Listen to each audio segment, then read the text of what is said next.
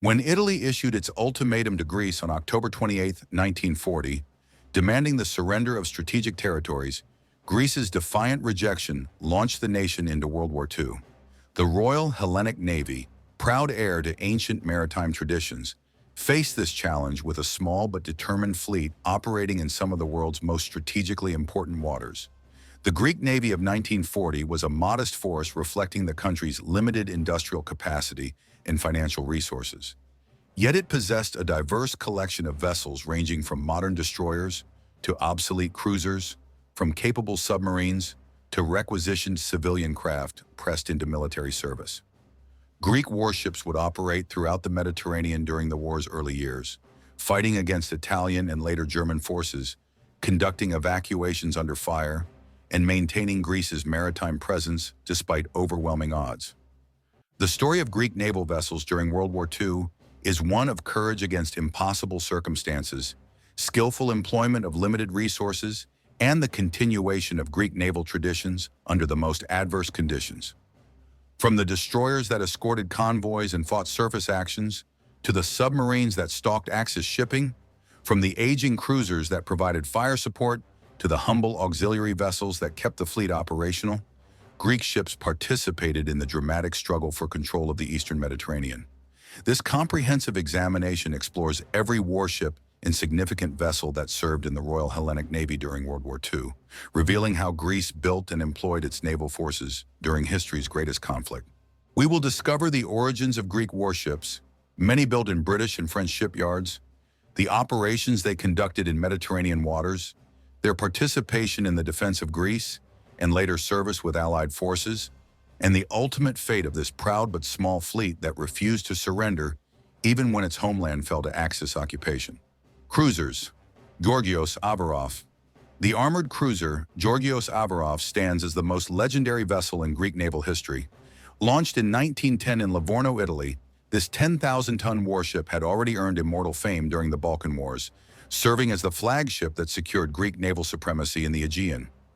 By World War II, Avarov was an aging veteran, but still represented a powerful symbol of Greek naval tradition and remained the flagship of the Royal Hellenic Navy. Armed with 4 9.2-inch guns in twin turrets, 8 7.5-inch guns in single mounts, and 16 3-inch guns, Avarov maintained considerable firepower despite her age. When Italy declared war on Greece in October 1940, Avarov was immediately placed on high alert. However, her elderly machinery and limited speed made her unsuitable for the fast-moving naval warfare of the modern era. The Greek Naval Command made the difficult decision to use her primarily as a floating battery and prestige vessel, rather than risk her in open combat against faster, more modern Italian cruisers. During the critical months of the Greco-Italian War, Avarov remained stationed in Salamis Bay, her powerful guns ready to engage any Italian vessels that might attempt to force the narrow straits. Her presence alone served as a deterrent and a morale booster for the defending forces. When German forces invaded Greece in April 1941, the decision was made to evacuate the fleet rather than allow it to fall into Axis hands. On April 22, 1941, Avarov departed Greek waters for the last time during the war, sailing first to Crete and then to Alexandria, Egypt, where she would spend most of the war years. In Alexandria, Avarov served in various support roles, including as an anti-aircraft platform and accommodation ship. Her crew members were often transferred to other vessels that needed experienced sailors, while the old cruiser herself became a training platform for Greek naval personnel. Though she never fired her guns in anger during World War II, Avarov's symbolic importance remained immense. She represented the continuity of Greek resistance and the promise of eventual liberation. After the war, she returned to Greece in 1952 and was eventually preserved as a museum ship, the sole surviving armored cruiser from the pre-dreadnought era in the world. Elly. The light cruiser Elly represented the modern face of the Royal Hellenic Navy. Built in the United States and originally commissioned as the Italian cruiser Eugenio di Savoia before being purchased by Greece, she was launched in 1912 and extensively modernized. Displacing approximately 2,600 tons, Elly was armed with 2 6-inch guns, 4 3-inch anti-aircraft guns, and torpedo tubes.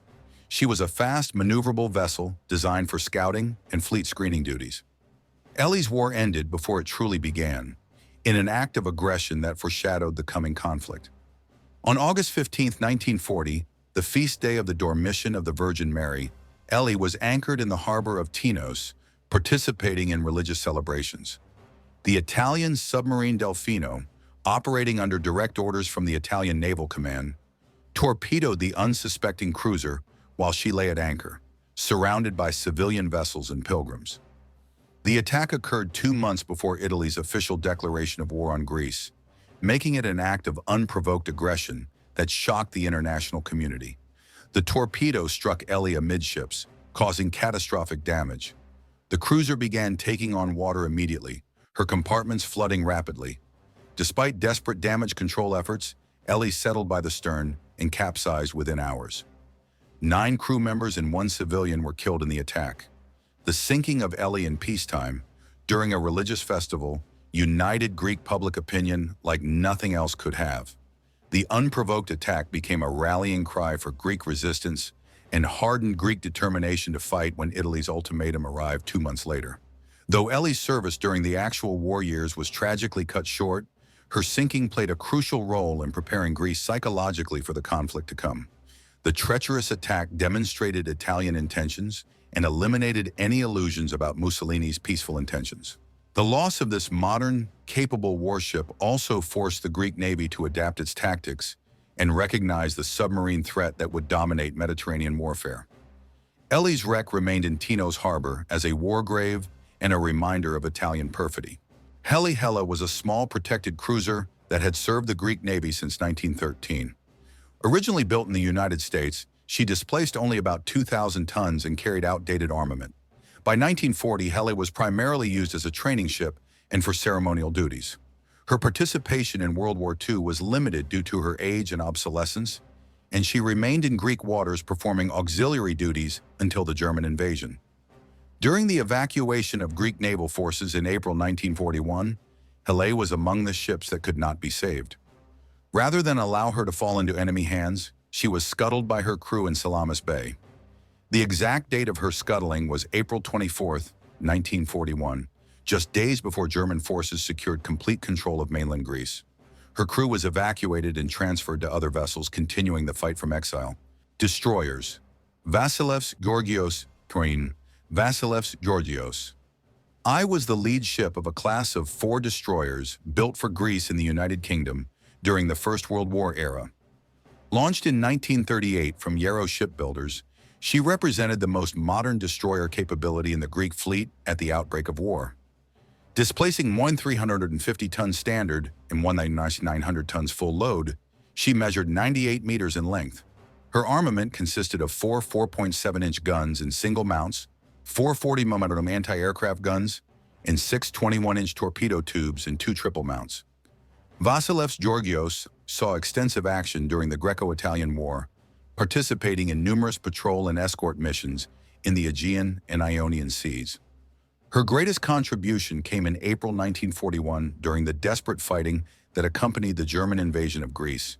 As German forces advanced rapidly through Yugoslavia and Greece, the destroyer helped cover the evacuation of British and Commonwealth forces, engaging in several skirmishes with German aircraft. On April 23, 1941, Vasilevs Georgios successfully evacuated King George II of Greece from the mainland to Crete, ensuring the continuity of legitimate Greek government in exile. After the fall of Greece, Vasilevs Georgios operated from Alexandria as part of the Allied Mediterranean Fleet. She participated in numerous convoy escort operations, protecting vital supply lines to besiege Malta and supporting operations along the North African coast.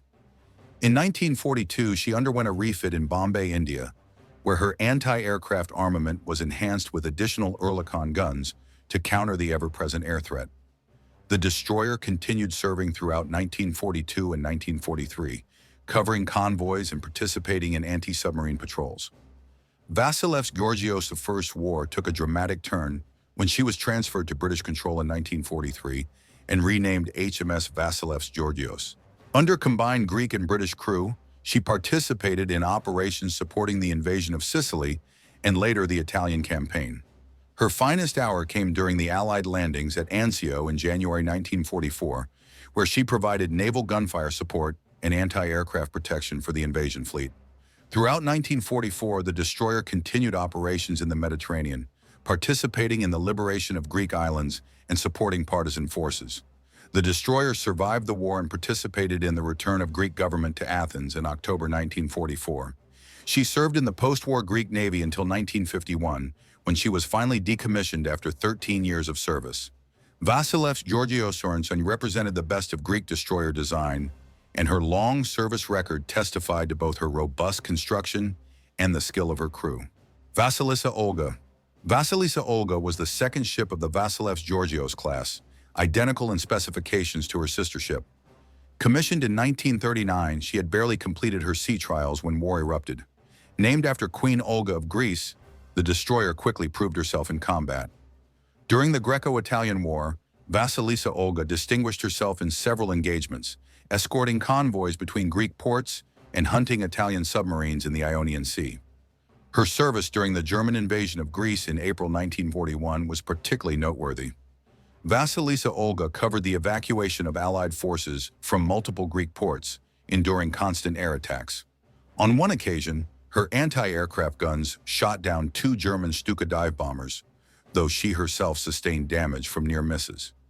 After evacuating to Alexandria, the destroyer became a workhorse of the Allied Mediterranean fleet. Throughout 1941 and 1942, Vasilisa Olga participated in some of the most dangerous convoy operations of the war. She was part of several Malta convoys, those desperately fought battles to keep the besieged island fortress supplied. The destroyer's speed and maneuverability saved her on multiple occasions from German and Italian air attacks. Her crew became expert at Mediterranean warfare, developing tactics for close-quarters combat in island-strewn waters. Tragedy struck on September 26, 1943, during the German occupation of the Dodecanese Islands. Vasilisa Olga was supporting British operations to capture the island of Leros when German Stuka dive bombers attacked. Despite desperate evasive maneuvers and intense anti-aircraft fire, a bomb struck the destroyer amidships, detonating in the engine room. The explosion was catastrophic, breaking the ship's back and causing immediate flooding. Vasilisa Olga sank within minutes in Laki Bay, Leros. The attack killed over 60 officers and crew, making it one of the worst single losses for the Royal Hellenic Navy during the war. Her wreck remains in Leros waters, a war grave commemorating her crew's sacrifice. Vasilevs Georgios II. The third destroyer of the class, Vasilevs Georgios II, entered service in 1939, just months before the outbreak of war in Europe. Her war service closely paralleled that of her sisters, beginning with operations during the Greco-Italian War. The destroyer participated in several aggressive patrols into the Ionian Sea, seeking Italian convoys supplying Albanian ports. Though she never achieved a major surface engagement, her presence forced Italian vessels to travel in heavily escorted groups. During the evacuation of Greece in April 1941, Vasilevs Georgios II distinguished herself by making multiple trips into contested ports under German air attack, rescuing hundreds of Allied soldiers. She evacuated the last Greek government officials from Crete in late May 1941, just before the island fell to German paratroopers. Operating from Alexandria, the destroyer became known for her aggressive anti-submarine operations, claiming several successful depth charge attacks against Italian submarines, though concrete confirmations were difficult to verify in the chaos of Mediterranean warfare. In 1942, Vasilevs Georgios II participated in the Second Battle of Sirte, serving as part of the escort for a Malta-bound convoy. During the engagement with Italian heavy units, the Greek destroyer laid smoke screens and made torpedo runs that helped drive off superior Italian forces. Her boldness earned commendations from British Admiral Vian, who commanded the operation. The destroyer continued convoy escort duties throughout 1942 and 1943, surviving numerous air attacks and submarine scares. Transferred to British operational control in 1944, Vasilevs Georgios II participated in operations along the Dalmatian coast, supporting partisan forces and interdicting German supply lines. She was present during the liberation of several Greek islands in autumn 1944, her crew finally able to see Greek soil freed from occupation. The destroyer survived the war and continued serving the Royal Hellenic Navy until 1959, one of the longest-serving vessels of her class. Her endurance throughout the war, surviving countless engagements and air attacks, made her a symbol of Greek naval persistence. Hydra. Hydra was an older destroyer, one of 4 Hydra-class ships built in France during the 1930s. Displacing 1,400 tons, she was armed with 4 5.1-inch guns and 6 21-inch torpedo tubes. Though not as modern as the Vasilev Georgios class, Hydra was a capable vessel with experienced crew. At the outbreak of the Greco-Italian War, Hydra was assigned to patrol duties in the Aegean, protecting inter-island communications, and watching for Italian naval movements. The destroyer's war service was characterized by steady, unglamorous work rather than dramatic engagements. Throughout the winter of 1940-1941, Hydra escorted convoys between Greek ports, protected supply ships heading to troops fighting in Albania, and conducted anti-submarine patrols. Her reliability made her invaluable during the crisis of April 1941. As German forces swept through Greece, Hydra made multiple evacuation runs, her decks crammed with soldiers and refugees. After reaching Alexandria, Hydra required extensive maintenance, her machinery worn from months of constant operation. Following repairs, she resumed convoy escort duties in the Eastern Mediterranean. In early 1942, the destroyer was assigned to Red Sea patrol duties, protecting convoys traveling between Suez and the Persian Gulf. This assignment, while less dangerous than Mediterranean service, was vital for maintaining the supply line to British forces in the Middle East and supporting the Soviet Union through the Persian corridor. Hydra returned to more active service in 1943, participating in operations supporting the Italian campaign. On October 22, 1943, disaster struck when the destroyer was torpedoed by German aircraft off the coast of Kalymnos Island. The torpedo struck forward, causing severe damage and casualties. Despite damage control efforts, Hydra's forward section was flooding uncontrollably. Her captain ordered the crew to abandon ship, and she was taken under tow in an attempt to reach port. However, the damage was too severe, and Hydra sank while under tow on October 23, 1943. Fortunately, most of her crew had been successfully evacuated, limiting casualties, but the loss removed another experienced destroyer from the depleted Greek fleet. WWII. WWII was the second ship of the Hydra class, sharing the same specifications and capabilities as her sister. Her war record closely mirrored that of Hydra during the initial phases, participating in patrol and escort duties during the Greco-Italian War. WWII gained particular recognition for her role in escorting supply convoys to Albanian ports held by Greek forces, dangerous missions that required navigating close to Italian-held territory. During the April 1941 evacuation, WWII operated out of Volos and Thessaloniki, rescuing thousands of Allied soldiers as German forces closed in. Her crew displayed exceptional seamanship, navigating mine-infested waters under constant air attack. On one occasion, WWII shot down a German reconnaissance aircraft, preventing it from reporting on evacuation operations. After reaching Alexandria, the destroyer underwent repairs and modernization, receiving additional anti-aircraft weapons. Throughout 1942 and early 1943, WWII served on convoy escort duties throughout the Eastern Mediterranean and Red Sea. Her crew became expert at anti-submarine warfare, perfecting techniques for hunting submarines in the clear Mediterranean waters. In September 1943, WWII participated in the Allied operations to occupy the Dodecanese Islands following Italy's surrender, landing special forces on several islands. The destroyer's luck ran out on February 10, 1944, during a German air attack on Alexandria Harbor. Luftwaffe bombers, in a rare long-range raid, struck the port with surprising effectiveness. WWII was at anchor when bombs struck her amidships and aft. The resulting fires reached her magazines, causing a massive explosion that devastated the ship. She capsized and sank at her moorings, with heavy loss of life. The attack was one of the few successful German air raids against Alexandria and dealt a severe blow to the Greek naval forces. WWII's wreck was later raised and scrapped, ending the career of another veteran destroyer. Pisara. Pisara, the third Hydra-class destroyer, followed a similar operational pattern to her sisters.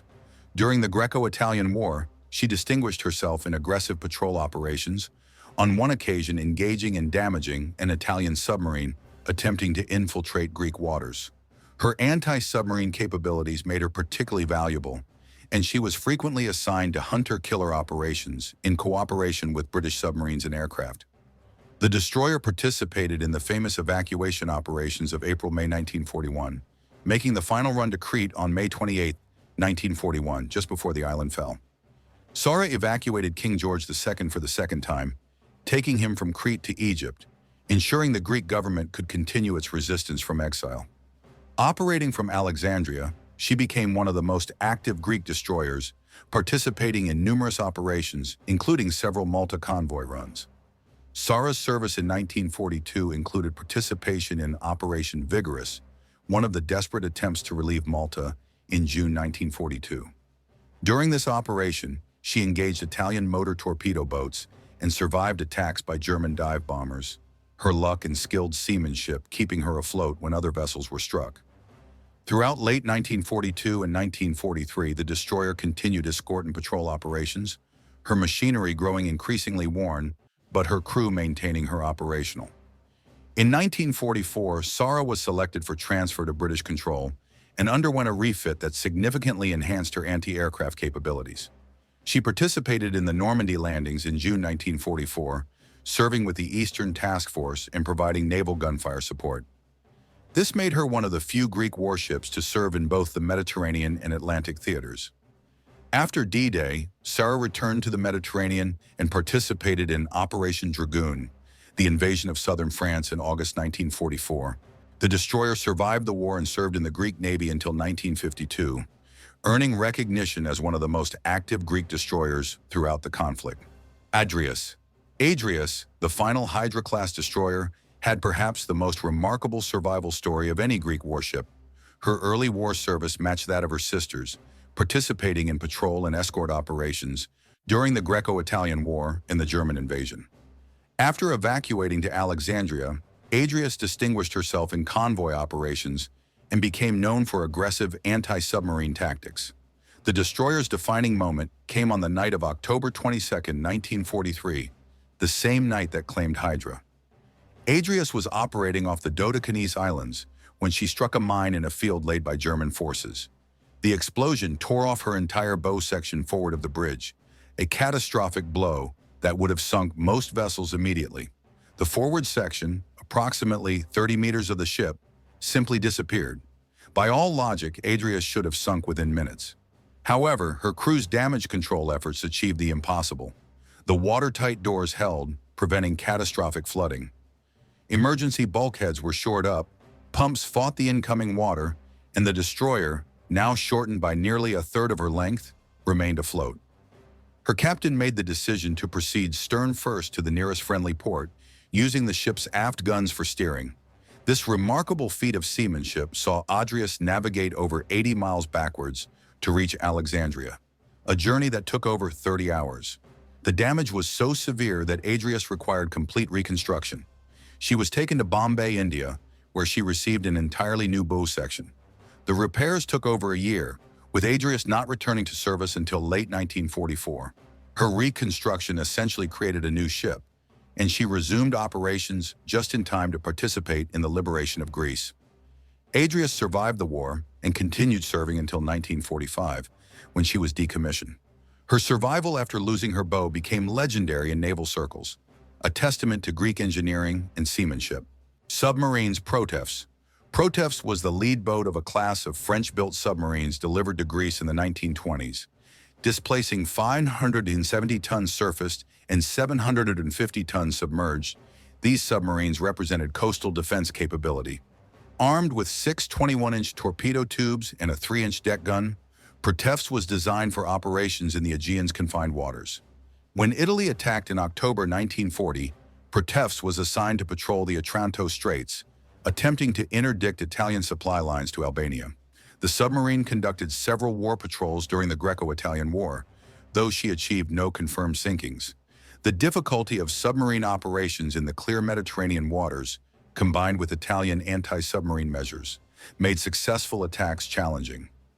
During the German invasion of April 1941, Protefs was ordered to evacuate to Egypt.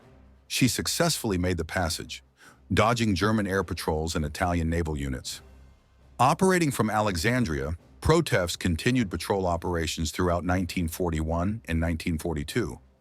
Her aging machinery increasingly limited her capabilities, and by 1943 she was considered too obsolete for frontline service.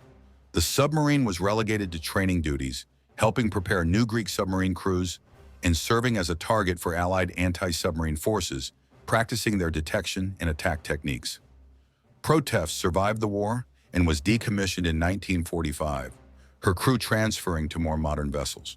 NIRF's sister ship to Proteus followed a similar operational pattern. Her war began with patrol operations in the Ionian Sea, searching for Italian convoys. On December 29, 1940, NIRF's achieved distinction by torpedoing and damaging the Italian merchant vessel Firenze, one of the few confirmed Greek submarine successes during the Greco-Italian War. The attack demonstrated that even older submarines could pose threats when skillfully handled. After evacuating to Alexandria in April 1941, NIRF's conducted numerous war patrols in the Eastern Mediterranean. Her most significant patrol came in August 1941 when she successfully infiltrated the Aegean, despite heavy Italian and German anti-submarine measures. During this patrol, she attacked several targets, though results were difficult to confirm. The submarine's ability to operate in contested waters provided valuable intelligence on Axis shipping patterns and military movements.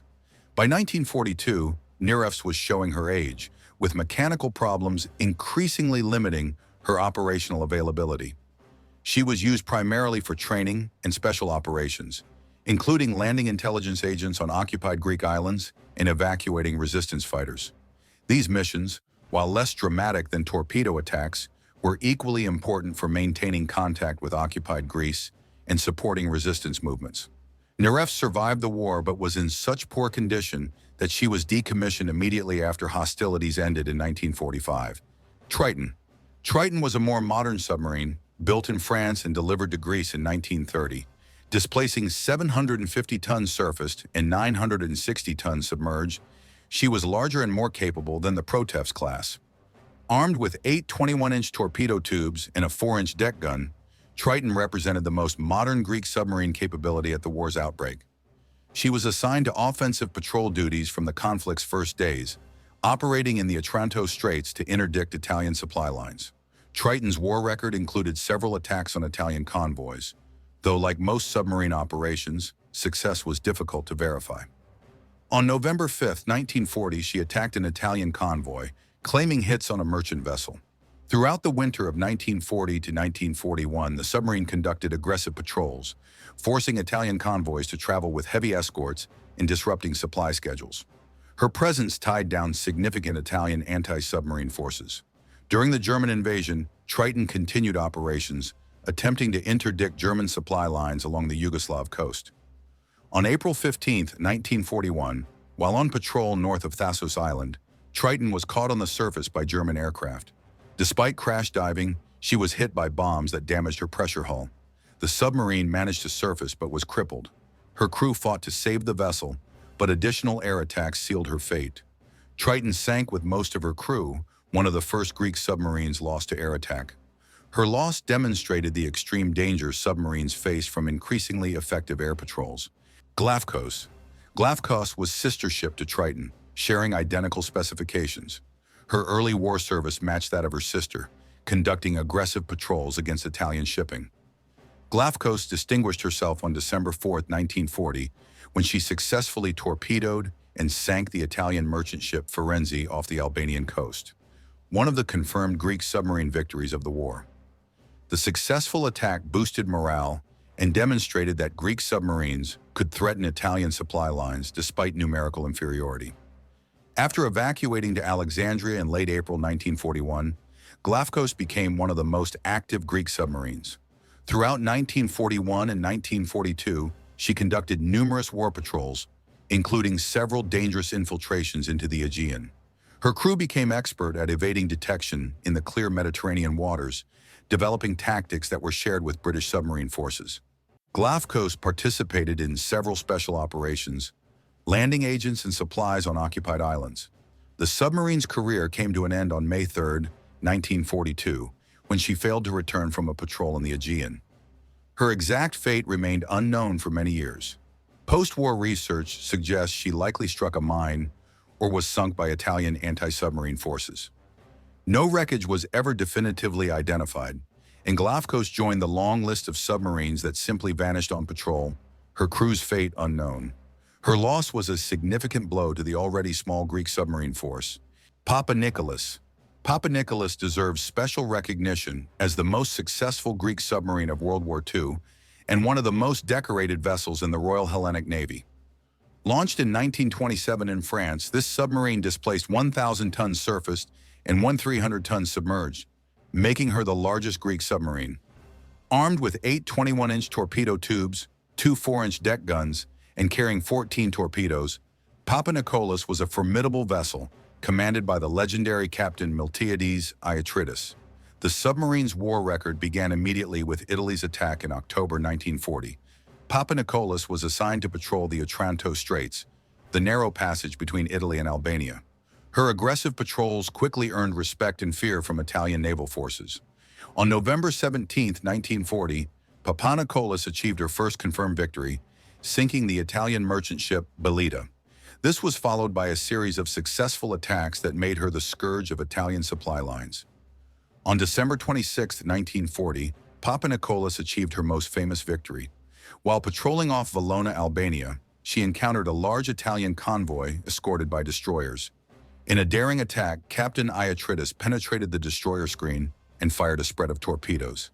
2 merchant vessels, the Firenze and the Sabia, were hit and sunk, while the tanker Superga was severely damaged. The Italian destroyers counterattacked with depth charges, but Papa Nicholas executed a brilliant escape maneuver, using the local currents and underwater geography to evade her pursuers. The successful attacks made Papa Nicholas famous throughout Greece and earned her crew the admiration of Allied forces. Captain Iatridis became a national hero, his photograph appearing in newspapers throughout the Allied world. The submarine continued her aggressive operations throughout the Greco-Italian War, claiming several more victims. By the time of the German invasion in April 1941, Papa Nicholas had established herself as the most successful Greek submarine. The German invasion didn't end Papa Nicholas's war. She evacuated to Alexandria and continued operations with even greater intensity. Throughout 1941 and 1942, the submarine conducted numerous patrols into the Aegean and Eastern Mediterranean, attacking Axis shipping and supporting resistance operations. On July 4, 1941, Papa Nicholas sank the Italian merchant ship Città di Livorno, adding to her growing tally. On March 3, 1942, she attacked and damaged the German tanker Lucerna, further disrupting Axis supply lines. Papa Nicholas's operations extended beyond simple torpedo attacks. She conducted numerous special operations, landing intelligence agents on occupied islands, evacuating resistance fighters, and delivering supplies to partisan forces. These missions were extremely dangerous, requiring the submarine to penetrate heavily defended waters and surface close to enemy-held shores. Captain Iatridis and his crew became legendary for these operations, maintaining contact between free and occupied Greece. By the war's end, Papa Nicholas was credited with sinking over 20 vessels, totaling more than 50,000 tons, making her the highest-scoring Greek submarine and one of the most successful Allied submarines in the Mediterranean. Her success was due to exceptional crew training, bold leadership, and intimate knowledge of Aegean waters. Captain Iatridis was decorated by Greece, Britain, and the United States for his service. Papa Nicholas survived the war and continued serving the Greek Navy until 1952, when she was decommissioned and eventually scrapped. Her battle flag and periscope are preserved in Greek naval museums, honoring the most successful Greek submarine in history. Katsonis. Katsonis was another French-built submarine, similar in design to Papa Nicholas, though slightly smaller. Commissioned in 1928, she displaced 870 tons surfaced and had 8 torpedo tubes. Katsonis began the war conducting patrols in the Ionian Sea, engaging Italian convoys with mixed results. Her crew was aggressive and skilled, achieving several attacks during the Greco-Italian War, though confirmed sinkings were difficult to establish. After evacuating to Alexandria in spring 1941, Katsonis continued active operations. Throughout 1941 and 1942, she conducted numerous war patrols, including several infiltrations into the Aegean. Like Papanikolas, Katsonis participated in special operations, supporting resistance movements and gathering intelligence. Her crew developed expertise in covert operations, perfecting techniques for approaching occupied shores undetected. Tragedy struck on September 14, 1943, during Operation Salesman, an infiltration mission into the Aegean. Katsonis was detected by German patrol craft while attempting to land agents on Skiathos Island. In the ensuing engagement, the submarine was damaged by depth charges and forced to surface. German forces engaged the surface submarine with gunfire, causing additional damage and casualties. Captain Konstantinos Spanos ordered the crew to abandon ship before scuttling Katsonis to prevent her capture. Most of the crew survived and were taken prisoner, spending the remainder of the war in German POW camps. The loss of Katsonis reduced the already depleted Greek submarine force and removed an experienced crew from the war effort. The story of the Royal Hellenic Navy during World War II represents an extraordinary chapter in naval history. From the treacherous sinking of Elli before the war's official start, through the desperate fighting of the Greco-Italian War, the tragedy of evacuation and exile, to years of dangerous operations throughout the Mediterranean, Greek naval forces maintained their resistance and contributed significantly to Allied victory. The statistics tell one story. Multiple destroyers sank, submarines lost, numerous smaller vessels destroyed, thousands of Greek sailors killed or wounded, but the numbers alone cannot capture the full significance of Greek naval resistance. When Greece fell to Axis occupation, the Royal Hellenic Navy refused to accept defeat. Greek warships and their crews continued fighting, becoming symbols of Greek determination never to surrender, never to accept occupation, never to abandon the struggle for liberation. Individual vessels achieved remarkable records. Papanikolas became one of the Mediterranean's most successful submarines, her captain a recognized naval hero. Destroyers like Vasilevs Georgios I and Sara served throughout the war, participating in operations from North Africa to Normandy. Even the legendary Avarov, though too old for combat, remained a powerful symbol of Greek naval tradition and continuity. These ships became more than steel and machinery. They became floating pieces of free Greek territory, carrying the Greek flag and Greek spirit through years of exile. The Greek Navy's contribution extended beyond its own ships. As Greek vessels were lost, their experienced crews transferred to Allied vessels, spreading Greek maritime expertise throughout the Allied fleets. Greek officers served with distinction in British, American, and other Allied naval commands, contributing tactical knowledge and special understanding of Mediterranean conditions. Greek naval personnel participated in virtually every major Mediterranean operation, from Malta convoys to the invasions of Sicily, Italy, and southern France. Perhaps most significantly, Greek naval forces maintained crucial contact between free and occupied Greece. Submarines and small craft conducted hundreds of covert missions, landing agents, evacuating resistance fighters, delivering supplies, and gathering intelligence. These operations sustained Greek resistance throughout 4 years of occupation and helped prepare the way for liberation. The Greek Navy's special operations capability, developed through necessity and perfected through practice, provided vital links that prevented occupied Greece from being completely isolated. The cost was significant. Multiple destroyers were lost, submarines disappeared on patrol, torpedo boats were sunk, and hundreds of Greek sailors died far from home. The survivors endured years of exile, constant danger, and the agony of knowing their homeland remained occupied while they fought far from Greek shores. Yet they persevered, maintaining their ships, their skills, and their determination to continue the fight no matter how long it took. When liberation finally came in autumn 1944, Greek warships returned to Greek waters, bearing the scars of years of combat, but flying the Greek flag proudly. The ships that entered Piraeus Harbor in October 1944 had traveled a long, bloody path from the dark days of 1941, but they had never abandoned hope, never surrendered, never stopped fighting. They represented not just naval vessels, but the embodiment of Greek resistance, the proof that Greece had never accepted defeat, never stopped struggling for freedom. The legacy of the Royal Hellenic Navy during World War II extends beyond the war itself. The service of Greek naval forces during the conflict established traditions of professionalism, courage, and determination that shaped the post-war Greek Navy. The lessons learned in years of combat, from submarine operations to convoy escort to special operations, informed Greek naval development for decades.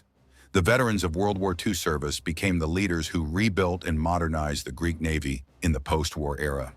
Today, preserved ships like Avarov and memorials throughout Greece honor the service and sacrifice of Greek naval forces during World War II. The names of lost vessels are carried by modern Greek warships, maintaining connections to the ships and sailors who served during those desperate years.